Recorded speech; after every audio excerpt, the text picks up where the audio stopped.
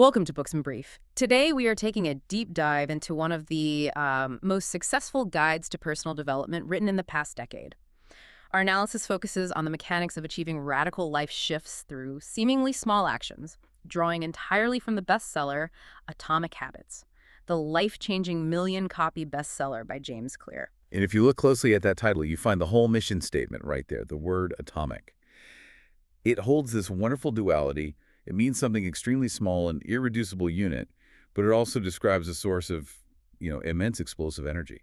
So the goal of this deep dive is to show you, the listener, how these tiny 1% changes can really compound. Exactly. Into truly remarkable exponential results over time. Okay, so let's unpack this with what has to be the ultimate case study from the book, the transformation of British cycling. Before 2003, this organization was, well, it was the very picture of sports failure. Oh, they were historically woeful. I mean, Yeah. if you looked at their track record, they had won only one single Olympic gold medal since 1908. One medal in almost 100 years. Yeah. Their reputation was so toxic that a major European bicycle manufacturer actually refused to sell them equipment. Why? They were genuinely afraid the association would hurt their global sales. That is rock bottom. Complete rock bottom. So the turnaround began with hiring a new performance director, Dave Brailsford. And what he did wasn't about finding one big, groundbreaking innovation. No, not at all. It was about a philosophy he called the aggregation of marginal gains. The aggregation of marginal gains. The theory was, if you simply search for a tiny 1% improvement in every single aspect related to riding a bike, every little thing, those hundreds of micro improvements would eventually create a macro advantage. And the level of detail they went to is just astonishing. It is. It started with the obvious things, right? Like better seat ergonomics and rubbing alcohol on the tires for better grip. But they didn't stop there. Yeah. Not even close. They utilized electrically heated overshorts to maintain optimal muscle temperature. They tested different massage gels. I read they hired a surgeon to teach the cyclists the best way to wash their hands. Yes, to reduce the risk of infection. They even painted the inside of the team vehicle white to spot dust better, just to ensure the bikes were always perfectly clean. Wow. And what makes this story so powerful is just how fast the results came. It was incredibly fast. Right.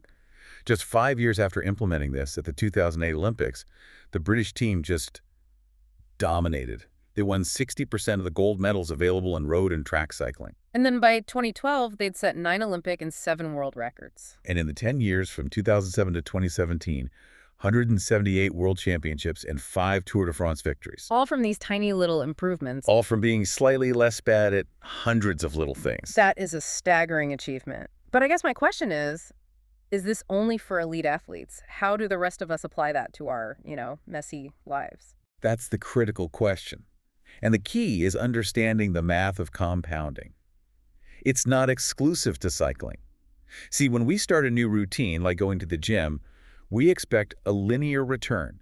You put in 1 unit of effort, you get 1 unit of result. But that's not how it works. Not at all. Improvement is exponential. If you get just 1% better every single day, you are 37 times better by the end of the year. 37 times. So why do we give up so easily then? Why does it feel like it's not working? Because of what James Clear calls the plateau of latent potential. The plateau of latent potential. It's that initial gap between our linear expectation and the reality of exponential growth. People work hard for weeks, maybe months, and see no visible change. And that's the point where most people quit, right? They think the effort isn't working. Exactly. Think of the ice cube analogy. You're in a room, you're heating it up from 25 to 31 degrees. You can't see the ice cube changing at all. Nothing is happening. It looks like nothing is happening. But the work you're putting in, that heat energy, it's being stored. The moment the temperature hits 32 degrees, the phase shift occurs. The ice melts. So the work you put in during that valley of disappointment, it's not wasted. Not at all. It's stored energy, just waiting for the breakthrough. Okay, so if these small changes take time, we need something strong internally to keep us going. The book suggests a really big shift in focus, away from goals. And towards systems and identity. Why are goals the wrong place to start? Well, a goals-first mentality restricts satisfaction. You're basically telling yourself, I will be happy after I reach this milestone. Which puts happiness perpetually in the future. Always in the future. And what happens when you do achieve the goal? If your goal is to run a marathon and you do it, Yeah. but then you stop training, you're not a runner anymore.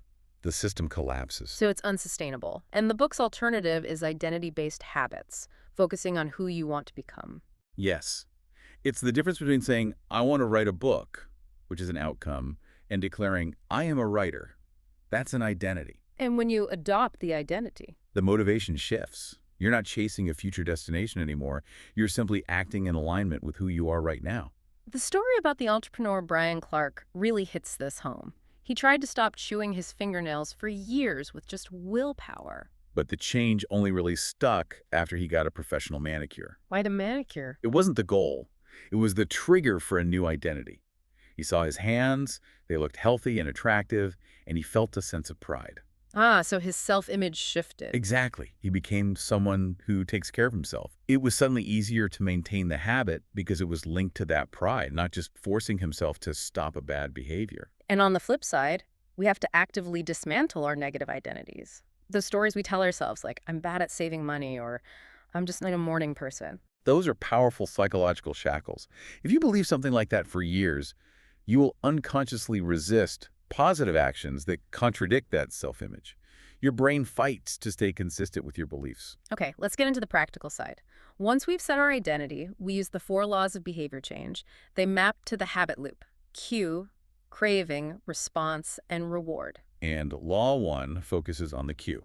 Make it obvious. And this is all about tackling our non-conscious behavior, right? The autopilot we're all on. Exactly. Most of our habits are automatic. If the cue isn't immediately visible, we often just forget or default to whatever's easiest. The book has some startling examples of this. The retail clerk who cut a customer's real credit card in half after processing a bunch of gift cards. Or the former lifeguard who yelled, "Walk!" at running adults in a corporate office. We just fall into these patterns. So self-control isn't the answer. It's a short-term strategy at best. You can't be vigilant all the time. The long-term solution is environment design. Make the cues for your good habits obvious and unavoidable. The Schiphol Airport urinal fly sticker is such a perfect, brilliant illustration of that. It's genius in its simplicity. It's a little visual target in the ceramic, and it reduced spillage and cleaning costs by 8% a year. A tiny environmental cue that subconsciously guided behavior. It shows that the context itself is the most powerful cue. Which leads to the mantra: one space, one use. Right. You want to train your brain to associate a specific environment with a specific action. But what if you live in a small apartment? Is it practical to dedicate a whole room to just one thing? It's about the boundary, not the size. The book cites a study with insomniacs. They were told to only get into bed when they felt tired. No reading, no scrolling on their phones. They were training their brain to associate the bed only with sleep. And it worked. So even if your space is just the corner of your kitchen table, you make sure that corner is only for work or only for eating. Okay, so once the cue is obvious, we have to actually want to do the thing. That brings us to Law 2. Make it attractive. This is all about harnessing the power of craving. And what's fascinating here is that motivation doesn't come from liking the reward.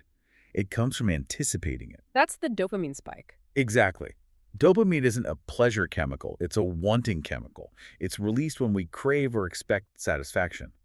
We actually have far more neural circuitry for wanting something than we do for liking it once we have it. And the system is just constantly being hijacked by what the book calls supernormal stimuli. Absolutely. Our instincts are exploited by exaggerated cues.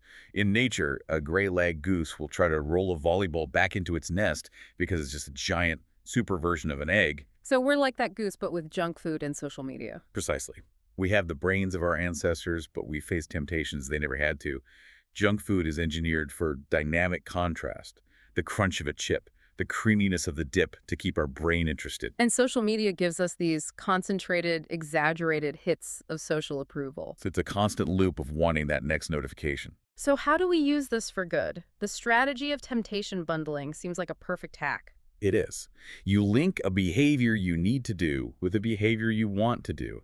The best example is the engineering student, Ronan Byrne, who wired his stationary bike to his TV. Right, it would only play Netflix if he was cycling above a certain speed. He used a high-probability behavior, watching TV, to reinforce a low-probability one, exercising.